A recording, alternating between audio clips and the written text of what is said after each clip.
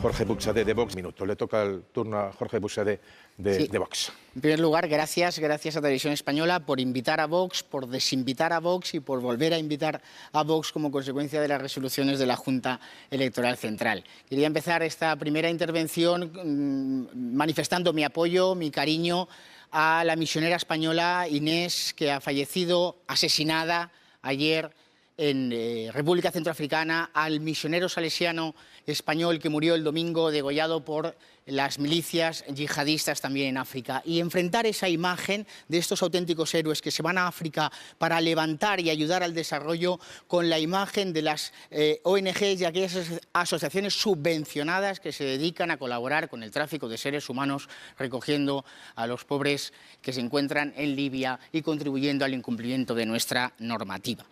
Por lo demás, espero y que los telespectadores lo vean, que esto no se convierta en un mitin sobre un señor que debería haber sido entregado a España y estar sujeto al juiciamiento ante el Tribunal Supremo.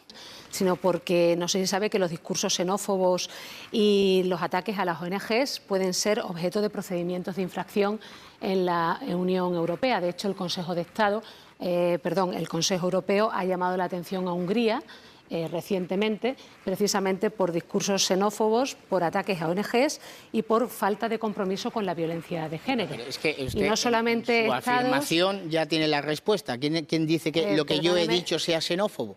Vamos a ver, simplemente estoy diciendo que hay entidades que colaboran con el tráfico de seres humanos. Déjeme terminar. ¿Esto es así? Por segunda vez en el segundo debate, señor Buxadé. Claro, pero hombre, si hay una acusación grave, pues yo tengo que reaccionar. Tiene usted la oportunidad de responder. Porque una de las propuestas que llevamos Vox en nuestro programa europeo es, obviamente, modificar el artículo, implementar una gran reforma del tratado, que es absolutamente necesaria porque la Unión está en una crisis evidente, que pase por modificar el artículo 7 del Tratado de la Unión.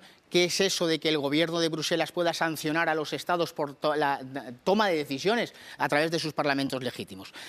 Yo, dos cuestiones, simplemente, y si agoto el tiempo porque realmente oír a estos señores, que además vienen de mi misma tierra, yo soy de Barcelona, ni usted me van a mí a dar lecciones de lo que es democracia. Yo he sufrido scratches personalmente, he sido agredido personalmente por sus juventudes, sus CDRs violentos. Ustedes no van a venir aquí a este plató a dar ninguna lección, ni de democracia, ni de respeto a los derechos individuales, ni a los derechos familiares. Usted nos va lo suyo es, oye, ahora me va a escuchar a mí. Vamos a aprender de democracia. ¿De acuerdo? De usted. Por supuesto vamos a aprender. De no dar un golpe de Estado el día 6 del 7 de septiembre. De no huir de la justicia dejando a sus compañeros de banda ahí y me voy a Bruselas. Además, hablan de cosas increíbles. El señor Puigdemont se está paseando por toda Europa con absoluta libertad. Eso sí que es un escándalo para los españoles. Y por eso, y me alegro que el señor Garicano y también el Partido Popular lleven la propuesta nuestra originaria, que es la reforma urgente de la directiva en materia de orden para incluir dentro del listado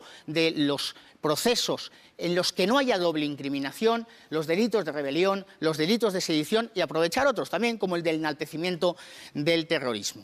Sí, mire, señora Dolors Montserrat, efectivamente, un gobierno digno, si su anterior presidente Rajoy hubiera sido digno, se hubiera salido de la euroorden en el mismo momento en que las autoridades belgas y luego las autoridades alemanas no entregan de forma inmediata al señor Puigdemont. De otra parte, y en cuanto a la política social, mire, yo creo que aquí todos nos hacemos muchas ideas teóricas, pero la realidad es la siguiente. Yo estuve la semana pasada en Torrepacheco, Cartagena, Murcia. Una madre y dos y tres en una reunión tomando café me decían: en esta ciudad, desde hace 1 año y medio, las niñas no van solas por la calle a partir de las 9 de la noche porque tienen miedo y no tienen una situación de seguridad. Entonces, todo lo que queramos decir sobre directivas, se está produciendo un gravísimo problema de seguridad y si no hay seguridad, no hay bienestar. Llevo 10 días de campaña, he visitado 13 localidades en España, desde Oviedo hasta Valdemoro, pasando por Almería, Barcelona, Zaragoza, Torrepacheco, Adra, Almería. En ningún lugar, ningún español me ha preguntado por el euro. Nadie. Ahora, sí que me han preguntado mucho por la política agrícola común, por cómo se garantiza el destino de lo que es ahora mismo el 40% del presupuesto, de cómo llega el dinero a los agricultores y a los ganaderos, de cómo se gestiona y cómo se distribuye para que sean ellos y no las comunidades autónomas las que asuman esa cuestión. me han preguntado por una cuestión esencial, que es ¿qué sucede con la naranja valenciana? Yo he visto a 2 agricultores valencianos temblar y contarme lo que ha sucedido con ese acuerdo comercial firmado por la Unión Europea con Sudáfrica al margen y a las espaldas de los españoles, en virtud de los cuales el 50% del precio de la naranja ha caído en el último año. Esa es la única cuestión económica que nos debe importar. Varias cosas, aprovecho porque como el debate está esto de esta forma. El señor Puigdemont puede venir a España cuando quiera, que será detenido y tendrá que responder por los delitos que hubiera cometido. No me cuente milongas, efectivamente, si usted cree en Europa, esto es un espacio de libertad, seguridad, justicia, pues que cruce la frontera, los franceses no le van a poner ningún problema, será detenido y quedará a disposición de la autoridad judicial. Dicho esto, en cuanto al tema de la ilusión fiscal, supongo que lo dirá por la familia Pujol. El tema de los impuestos, ¿no? De quienes no pagan impuestos. Más cosas. Es que yo de verdad todo este debate solo le parece que solo estamos hablando para las oligarquías y para los directores de los grandes bancos. Y además decimos cosas que son incoherentes. Aquí nos piden una directiva sobre morosidad, pero si ya tenemos una ley de lucha contra la morosidad del año 2004, que se aplica en España con total normalidad. Se nos pide un tema de paraísos fiscales, y la definición de paraíso fiscal es claro, es que no hay que confundir el paraíso fiscal, que es aquel Estado que no intercambia información con los otros Estados, de aquel Estado que libremente, por una decisión soberana, decide bajar los impuestos. Nosotros estamos en contra de la armonización fiscal en Vox, evidentemente, porque cada vez que se habla de armonización fiscal, yo le digo a los espectadores que echen la mano en el bolsillo y cuidadito porque les van a robar dinero. Armonización fiscal es subida de impuestos. Fíjense que aquí nadie habla de armonización fiscal para bajar los tipos, sino tipos mínimos. Es decir, perjudicar la libertad que tengan los estados de bajar los impuestos para liberar a sus familias, para libertad a los individuos y a las empresas para acometer decisiones. Y siguen sin explicarnos por qué se firma en la Unión Europea un tratado comercial con Sudáfrica, se perjudica gravemente al campo, a la naranja en Valencia. El Partido Popular vota a favor, el Partido Socialista se abstiene, los liberales también votan a favor. Oiga, mire usted, perdón, se abstienen, perdone usted. Y, oiga, mire, y aquí el problema es el euro y los bancos. Esto no le preocupa a ningún español. Agradezco que la señora Palop haya aclarado a todos los espectadores que todos los que están aquí, cuando hablan de armonización fiscal, están hablando de más impuestos. Están hablando de más impuestos, hay que aclararlo. Les están pidiendo más impuestos. Segundo, la competencia desleal frente a la que Europa tiene que proteger a sus naciones es la competencia desleal de los productos extranjeros. Nuestro campo está sujeto a numerosas directivas que obligan a nuestros agricultores, y esos requisitos no se les están exigiendo a la producción agrícola de terceros países, con lo cual ellos sí que son los que están compitiendo deslealmente con nuestras gentes. Ciertamente Europa se enfrenta a graves retos. El primero de todos es personas como este señor que está representando a un partido político que tiene sometida a la mitad de la población catalana a un régimen de adoctrinamiento ideológico y totalitario que viven los niños. Sí, señor, sí, arréglese las gafitas.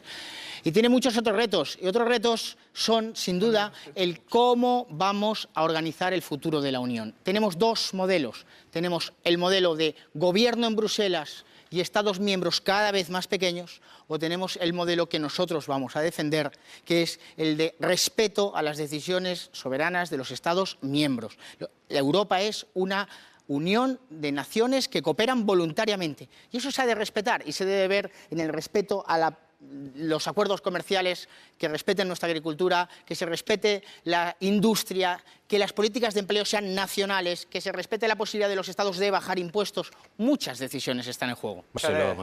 Por dignidad, cuando hable de Cataluña, no le tolero que hable de totalitarismos. Sí, usted sabe que han provocado los totalitarismos en Europa. Usted es consciente de las desgracias que han provocado los totalitarismos en Europa. Tengo 4 hijos estudiando en Cataluña. No se puede frivolizar. Usted a mí no me va a decir no frivolice con las víctimas. El adoctrinamiento ideológico, el bloqueo de las calles, la imposibilidad de que los niños acudieran al colegio con libertad la semana del 1 al 8 de octubre. Eso no lo han olvidado los El tiempo va consumiendo. Él ha interrumpido, les decía que... Es una alusión directa. Por eso, es una alusión directa. Ciertamente, Europa tiene una situación de crisis, y a mí me alarma que todos los de este debate lo que hacen es echarle la culpa a los demás. Es decir, del Brexit la culpa es de los británicos. Hombre, las instituciones de la comunidad tendrán alguna responsabilidad en no haber sabido resolver esa situación. La culpa del problema inmigratorio es de no se sabe quién. Oiga, mire, la culpa de la cuestión inmigratoria indiscutiblemente es de la decisión de unos burócratas en Bruselas que toman decisiones sin tener en cuenta los intereses y las realidades de los distintos estados, de sus economías, de sus anhelos, de sus necesidades, y por tanto lo que debemos ir, en nuestra opinión, es a recuperar el impulso y la ilusión, el ímpetu original de las comunidades europeas, que efectivamente eran un club de estados que se asociaban y que se unían para hacer cosas juntos y hacer las cosas bien. Sin embargo, en el momento en que se ha querido crear un gran gobierno de Bruselas que impone sus criterios por encima de las decisiones de los estados, Europa ha entrado en crisis. Insisto en la idea de que aquí cada vez que se saca un tema se está echando la culpa a los españoles, a los europeos, al ciudadano. Cuanto al cambio climático, todas las reformas pasan por más impuestos, por más normativa, y lo que nos podríamos plantear es muy sencillo. Valoremos el perjuicio que produce el cambio climático en nuestro campo, en nuestra agricultura, en nuestra ganadería, con respecto al que se produce en terceros países. ¿Por qué no ponemos como una condición comercial que no hagamos tratados comerciales con aquellos países que producen en el extranjero y no cumplen la normativa medioambiental que se le está exigiendo a nuestra gente, a nuestras empresas, a nuestros agricultores o ganaderos? Eso parece que no interesa a los grandes oligopolios, no interesa tampoco a los burócratas de Bruselas, que efectivamente buscan cerrar grandes acuerdos. Esos grandes acuerdos al final acaban perjudicando a nuestro agricultor de Roquetas o de Ejido o de Adra o de cualquier otro lugar de España. Y esto no es admisible. Y para eso es preciso que en el Parlamento Europeo haya una voz que con naturalidad y sin estridencias defienda los intereses de los españoles por encima de los intereses de los grupos socialistas, populares y liberales que efectivamente, como ya nos dijo el señor González Pons, el día 27 de mayo se reunirán para repartirse los cargos y prebendas en el Parlamento Europeo. Señor Jorge Buxede, de Vox.